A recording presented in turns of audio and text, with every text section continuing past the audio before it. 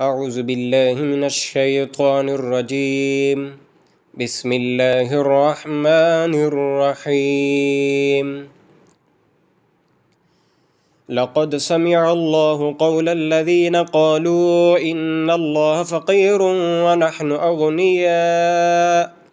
سنكتب ما قالوا وقتلهم الأنبياء بغير حق ونقول ذوقوا عذاب الحريق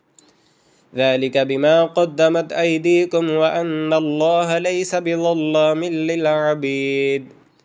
الذين قالوا إن الله عهد إلينا ألا نؤمن لرسول حتى يأتينا بقربان تأكله النار قل قد جاءكم رسل من قبلي بالبينات وبالذي قلتم فلم قتلتموهم إن كنتم صادقين فإن كذبوك فقد كذب رسل من قبلك جاءوا بالبينات والزبر والكتاب المنير كل نفس ذائقة الموت وإنما توفون أجوركم يوم القيامة فمن زحزح عن النار وأدخل الجنة فقد فاز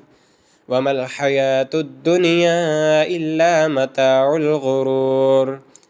لتبلغن في أموالكم وأنفسكم ولتسمعن من الذين أوتوا الكتاب من قبلكم ومن الذين أشركوا أذى كثيرا وإن تصبروا وتتقوا فإن ذلك من عزم الأمور وإذ أخذ الله ميثاق الذين أوتوا الكتاب لتبيننه للناس ولا تكتمونه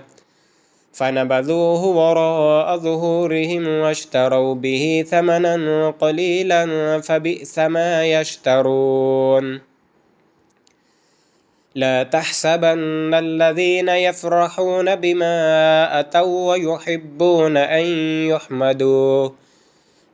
يحمدوا بما لم يفعلوا فلا تحسبنهم بمفازة من العذاب ولهم عذاب أليم ولله ملك السماوات والأرض والله على كل شيء قدير صدق الله العظيم.